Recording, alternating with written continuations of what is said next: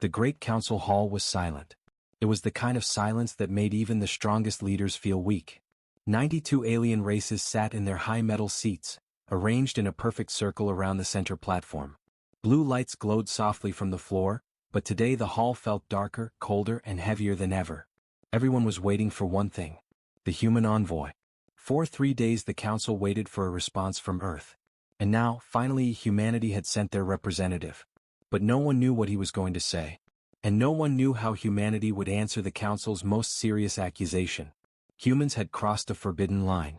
The council speaker, a tall insectoid being named Track, looked around the hall with nervous eyes. His wings trembled. Even he, the most powerful voice in the galaxy, looked scared. He tapped a crystal plate and spoke loudly. "Delegates, today we face a moment that will change the galaxy. Humanity has committed an act no race should ever attempt. Their action has broken an ancient rule. A forbidden line." Whispers moved through the entire hall. Many aliens turned to each other, some shocked, some angry, some afraid. A reptilian general hissed loudly, "If this is true, humanity must be punished." A feathered ambassador shouted, "Humans are unpredictable. They must be controlled." A deep voice replied, "They were controlled once. Not anymore." The tension grew. The speaker raised his hand for silence. But before he could speak again, the giant doors at the end of the hall slowly opened. A wave of cold air entered. Footsteps echoed on the metal floor. And a single human walked inside. Captain Aaron Holt, the human envoy, stepped forward calmly. He wore a dark diplomat uniform with a silver Earth emblem on his chest. His eyes were sharp. His posture was straight. He did not look afraid at all. Many aliens expected him to bow or look nervous or show respect to the council. But Holt did none of that. He simply walked to the center of the platform and looked around the hall, studying every delegate as if he was measuring their fear. The council speaker cleared his throat. "Captain Aaron Holt, humanity stands accused of activating the Astrovore star network. This network has been sealed for 10,000 years. No one was allowed to touch it. You crossed a forbidden line."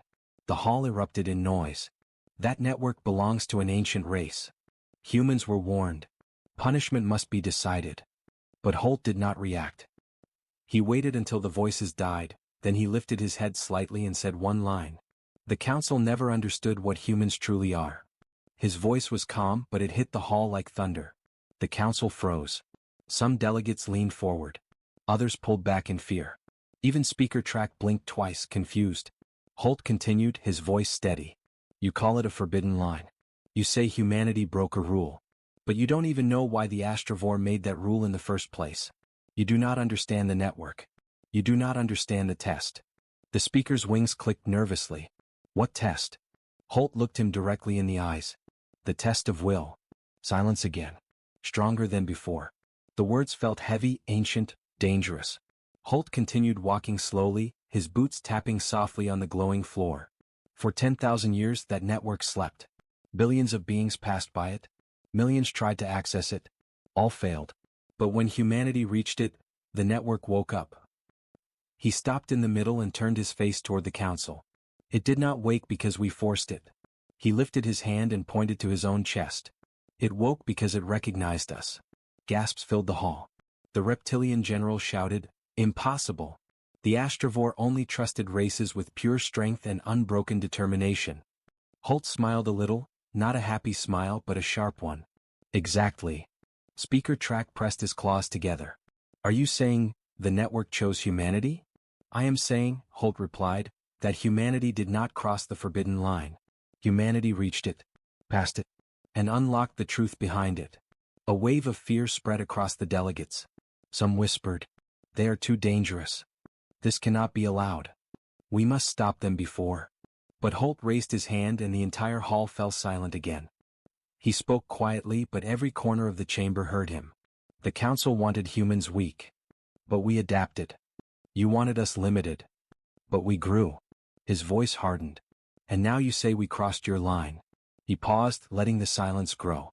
Then he said the line that made the entire council feel cold. "We crossed nothing. We simply walked where others feared to go." The blue lights in the hall flickered. The delegates stared at Holt with wide eyes. In that moment, many understood the truth. Humanity was changing. Humanity was rising. And the galaxy might never control them again. The speaker whispered, almost afraid. Then tell us, Captain Holt, what has humanity awakened? Holt slowly looked up, and for the first time, a shadow of worry crossed his face. Something ancient. Something powerful. Something returning. He whispered. You will see it soon. And the hall erupted in chaos. The council hall was in chaos. Voices rose. Wings flapped. Claws scratched against metal seats. Some delegates stood, others backed away as if danger was already inside the chamber. But Captain Aaron Holt stood perfectly still. He let the panic continue for a moment. He wanted them to feel it. Then, when the noise reached its peak, he spoke again, calm, controlled, and steady. Sit down. It was not a request. It was a command. And to everyone's surprise, the entire hall obeyed.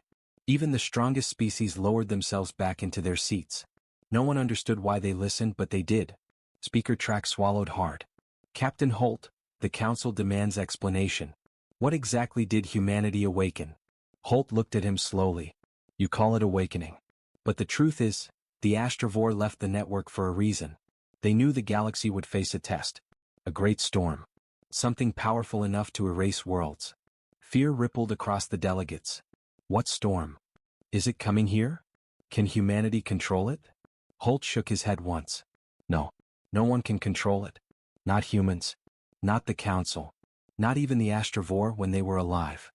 The feathered ambassador pressed her wings close to her body. Then why did the network respond to humans? Why now? Holt took a slow breath, then spoke clearly. Because the storm is returning.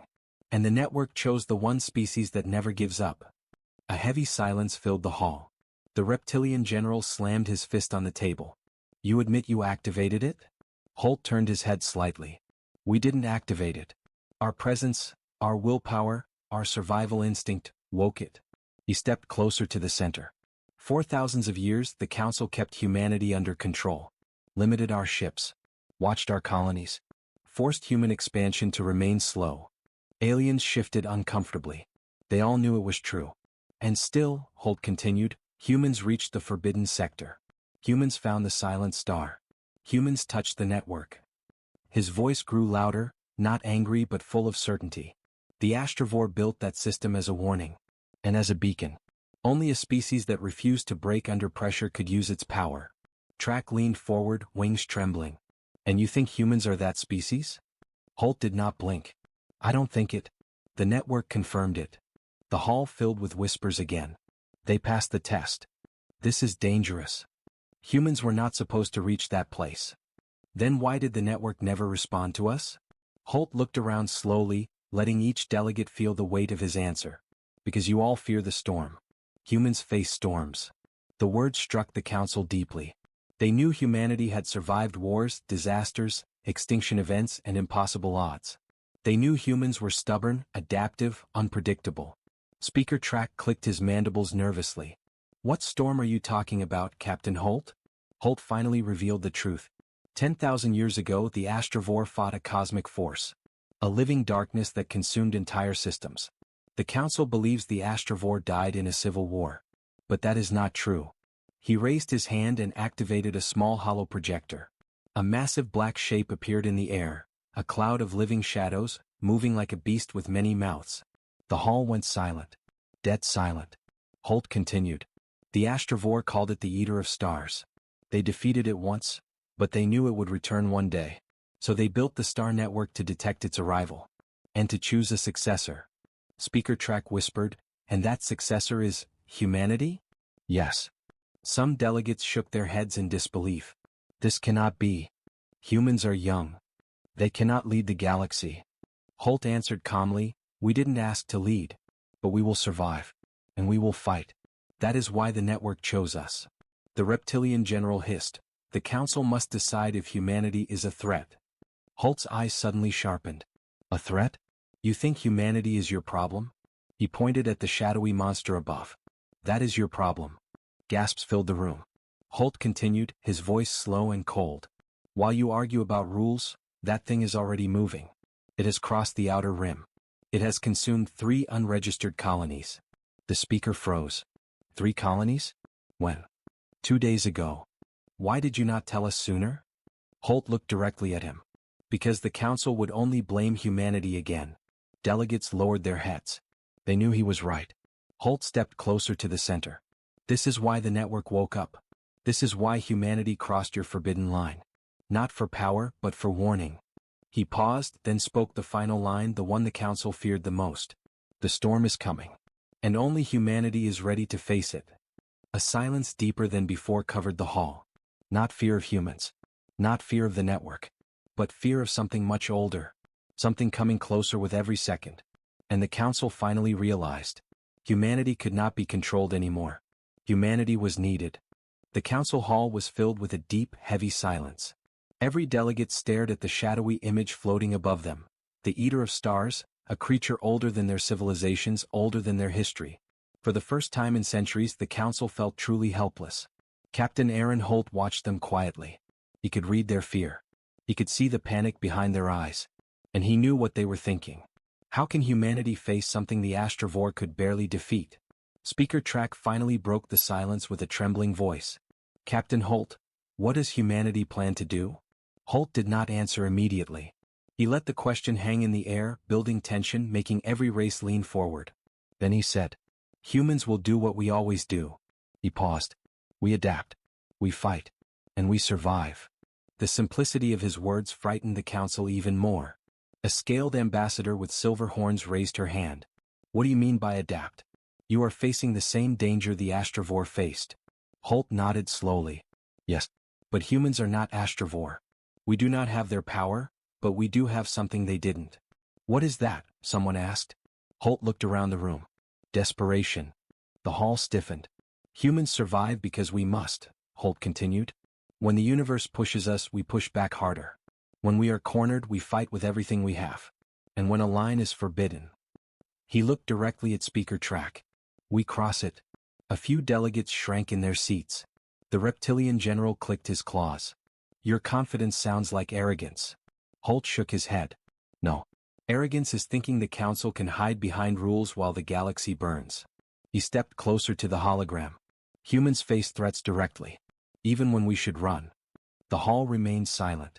While Holt spoke in the chamber, something else was happening far away. In the cold darkness of space, hidden behind a red dwarf star, human fleets waited. 4 massive dreadnoughts. 27 cruisers. Hundreds of smaller ships. Their engines were cold. Their weapons silent. But they were ready. The fleet commander, Admiral Reyes, looked at the growing energy readings from the forbidden sector. It's getting closer, she said quietly. Sooner than Holt predicted. The tactical officer nodded. The council will panic once they know how big it is.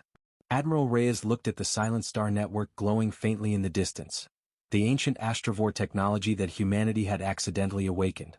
What if it woke because we were the only ones who could use it? The officer asked. Reyes smiled slightly. Then I hope the galaxy understands that we're trying to save them, not rule them.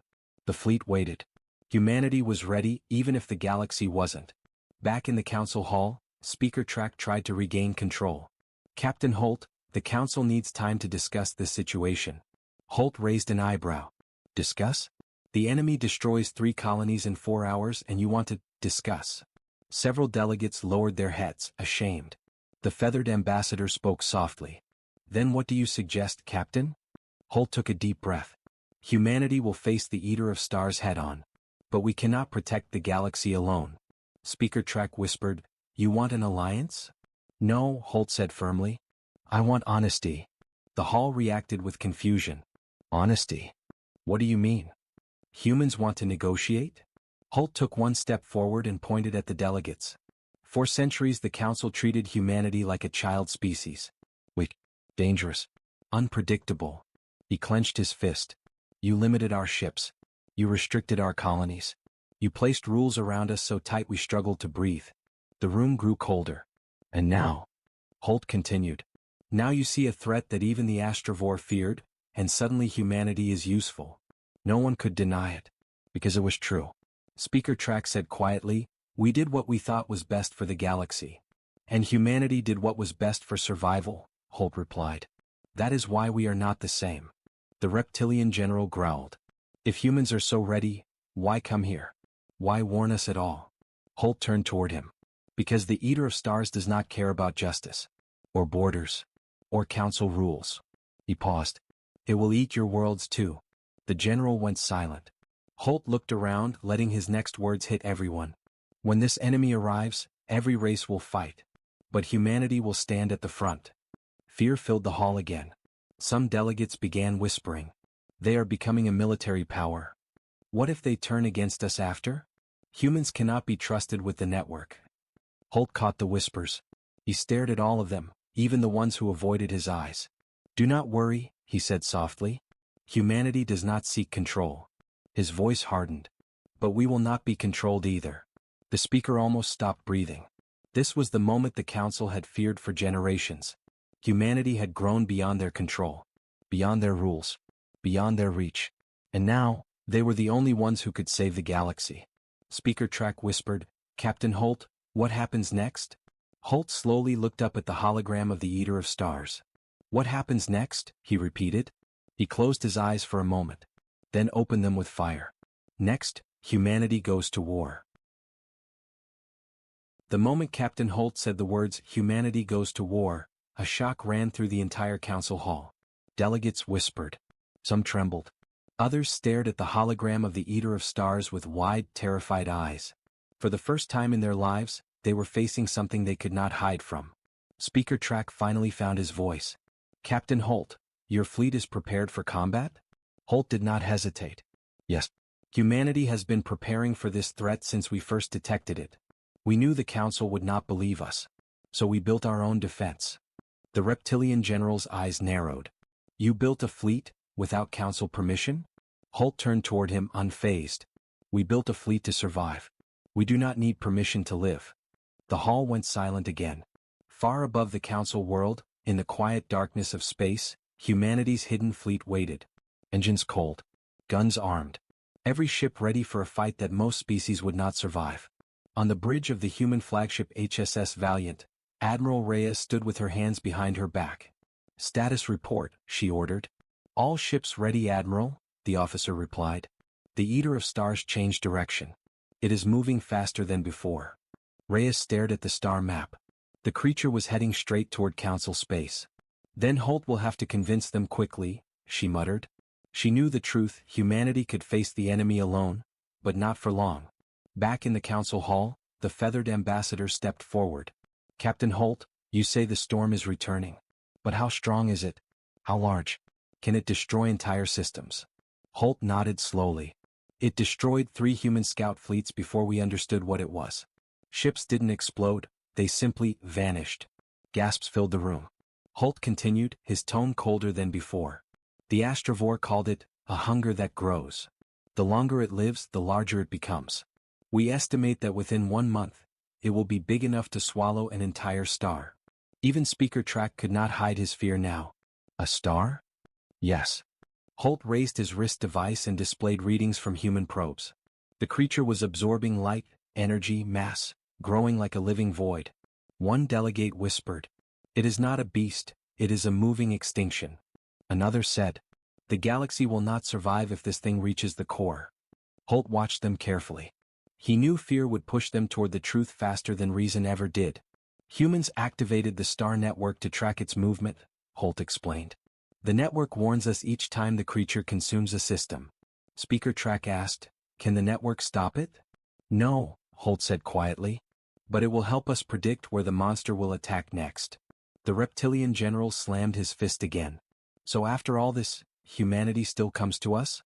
You still ask for help?" Holt shook his head. "No. I'm not asking for help." The general frowned. "Then what are you asking for?" Holt's answer made the entire hall freeze. "Stay out of our way." The words hit harder than any weapon. The council stared at him in disbelief. "Stay out of your way? What does that mean?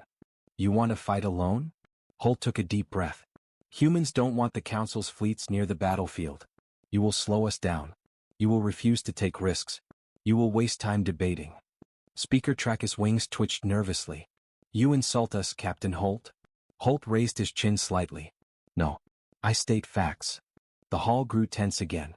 But Holt wasn't finished. "If the council wishes to survive, there is only one thing you must do." The delegates leaned forward. "Evacuate your border worlds," Holt said. "Move your people away from the outer rim. Protect your civilians. and let humanity handle the fight. The general hissed angrily. You want us to retreat? Holt looked straight into his eyes. I want you to live. That single line silenced the entire room. Speaker Trak's voice wavered. Captain Holt, humanity cannot truly stop this creature. Can it? Holt lowered his head for a moment, thinking of the lives already lost, the ships that vanished, the colonies turned into empty stars. Then he answered. We don't know if we can stop it. Fear spread through the delegates. But, Holt added firmly, we are the only ones who will try. He pointed at the hologram again. You think humanity broke a forbidden line. But we crossed that line because we had no choice. Because we knew the storm was coming while the council argued. He looked around, meeting every eye. You feared humanity becoming strong. Now you fear what is coming for all of us. His final words echoed across the hall. Understand this, we woke the network not to rise, but to survive. And for the first time the council truly understood the danger. Not humans. Not the network. Not the forbidden line. But the enemy approaching their worlds. A threat no one expected. A threat only humanity dared to face. The council hall felt colder than before. Everything Captain Holt had revealed settled like a heavy weight on every delegate's shoulders. The Eater of Stars. A creature that consumed worlds. A living void older than the galaxy. And humanity, once considered weak, reckless, and dangerous, was now the only force standing between survival and extinction. Speaker Trak finally broke the silence again. Captain Holt, if humanity fails, what will happen to the galaxy? Holt did not soften the truth. If we fail, there will be no galaxy left. That single line made several delegates tremble. The reptilian general leaned forward slowly. Humanity is bold, but not immortal. What makes you think you can face something that destroyed the Astrovore? Holt looked up at the massive hologram. His voice grew lower, calmer. Because humans don't break the way other species do. The hall waited for him to continue. When darkness rises, humans don't hide. When everything seems impossible, humans adapt. And when a threat comes for our home, humans fight harder than anyone. Speaker Trak whispered. Is that why the Star Network chose you? Holt nodded once. Yes. A feathered ambassador raised her wing. Captain Holt, you said the network is tracking the creature. Where is it now? Holt pressed a button on his wrist device. The hologram changed. A star map appeared, lines blinking red. The creature's path was clear. It was moving faster, closer, unstoppable. Holt pointed to a glowing red circle. This is where it will strike next. Gasps filled the room. That's Council territory. That world has 20 million people. The Council must take action. Holt raised his hand. Humanity already sent evacuation ships. We won't let those people die. Speaker Trak blinked. You helped our colonies? Holt stared at him. This is not a council problem. Not a human problem. This is a galaxy problem. The hall grew silent. Not out of fear, but out of shame. For years they limited humanity, feared humanity, caged humanity. But when the greatest threat arrived, humans still came to save them. Far away on the human flagship HSS Valiant, Admiral Reyes watched the same red blinking circle on her own map. How long until it reaches that system? She asked. 6 hours, the officer reported. Reyes turned to her communication tech. Contact all evacuation ships. Tell them to load civilians as fast as possible. No delays. Yes, Admiral. The officer hesitated before adding. And, the creature's energy readings are rising again. Reyes clenched her jaw. So it's feeding. It's getting stronger. She closed her eyes for a moment. Holt, you'd better convince them, she muttered. Back in the council hall, the delegates were struggling to think clearly. The silver-horned ambassador asked, what will humanity do after the evacuation? We intercept the creature, Holt answered. We will draw it away from population centers. Then we will attack it with everything we have. But your ships are not enough to destroy it. This is madness. Holt raised his voice, firm and steady. Madness is doing nothing. The hall went quiet again. Speaker Trak looked at Holt with troubled eyes. You believe humans can slow it down, even if you cannot defeat it? Yes. And that will buy time for the galaxy? Trak asked. Yes. What will it cost you? Holt hesitated. Just for a moment. Then he answered. Everything. A slow shock spread across the delegates. For the first time they understood. Humanity was not stepping into battle for glory. Not for power. Not for revenge, but because someone had to. Someone brave enough. Someone desperate enough. Someone willing to stand in front of the darkness, even if no one stood behind them. Holt looked directly at the council speaker. You wanted to know why humans crossed the forbidden line. He pointed at the star map. This is why. He pointed at the creature. This is what we woke the network for. He placed his hand on his chest. And this is why humanity cannot be controlled. He stepped forward. Because when the galaxy is in danger, humanity does what others fear. His voice dropped to a soft, cold whisper. Humans step into the dark. The speaker swallowed hard. Captain Holt, will you coordinate your attack with the council fleets? Holt shook his head slowly. No. Humanity will handle the first strike alone. And if you fall? Trek asked. Holt turned to the hologram again. Then the galaxy must be ready to run. A chill spread across every delegate. They were no longer sitting in a political hall. They were standing at the edge of the end. And the only thing between them and extinction was humanity. The council chamber fell into a deeper silence. Every alien delegate waited for the other to speak, but no one dared. It was as if a cold wind passed through the room even though the air was still. Commander Rel finally took a slow breath. His voice was heavy but he tried to keep it steady. Council, we must react, he said. Humanity crossed a forbidden line. If we stay silent, we look weak. A few aliens nodded, but their fear was clear. They all knew something. The line humanity crossed was not a small mistake. It was a rule older than the council itself. The Tarkhan delegate tapped his claws on the table. His yellow eyes glowed with unease. We set the forbidden zones thousands of years ago, he said. Even advanced armies avoid those places. But humans? He paused, shaking his head. They walked inside as if they owned it. Another voice came from the shadows, soft but firm. And they survived. All eyes turned to Elder Vizar, one of the oldest leaders in the galaxy. His species aged slowly, and his face held countless decades of wisdom. He looked at the hologram of Earth with confusion and respect. The forbidden zone kills anything that enters, he said. But humans walk through fire and storms that even machines cannot handle. A light flickered in the chamber, showing humans moving through a burning landscape, alive, strong, unafraid. The room grew colder. They were supposed to die, Rel whispered. But instead, they discovered something. A council guard stepped forward with a data pad. Report uploaded, he announced. It seems, humans found energy inside the forbidden zone. Unknown. Powerful. Elder Vizar's eyes widened. Impossible. The guard lowered his head. Sir, they are using it. The council exploded into panic. Voices overlapped. They cannot use forbidden energy. It will imbalance the galaxy. Stop humanity now. Commander Rel slammed his fist on the table. Enough. The room froze. Shouting will not solve this. Humanity broke a cosmic rule. We must understand why. He pointed at the hologram, zooming into the humans. Look at them. Does this seem like an accident? The footage played again. Humans walked with purpose. Their suits glowed with new energy. Their faces were calm.